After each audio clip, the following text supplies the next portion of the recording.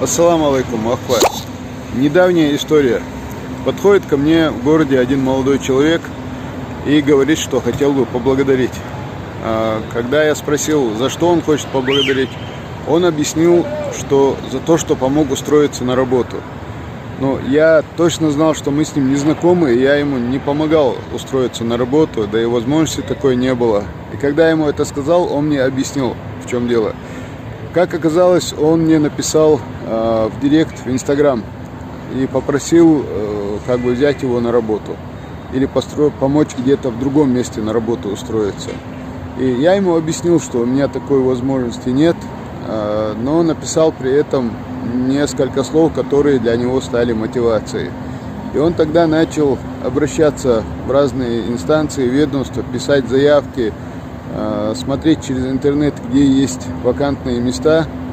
И в итоге увидел, что конкурс вакансий объявлен в мэрии города Грозного. Это было все несколько месяцев назад.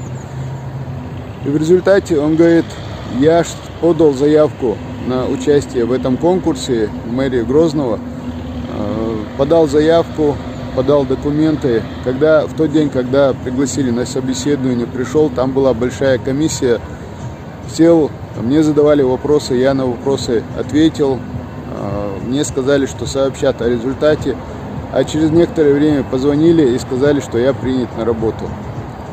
Соответственно, без всякой протекции, без каких-либо просьб там со стороны, парень вышел на работу.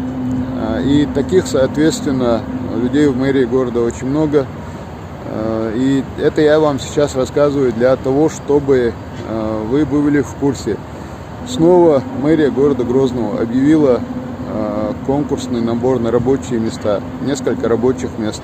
Вы можете узнать об этих рабочих местах, о вакансиях, зайдя на сайт grozmer.ru в разделе «Муниципальная служба». Откроете раздел «Муниципальная служба», там будет раздел «Вакансии». Открываете этот раздел «Вакансии», там смотрите, какие есть рабочие вакансии, и собираете документы, приходите в мэрию города Грозного, подаете документы в отдел кадров и ждете, пока вас пригласят на собеседование.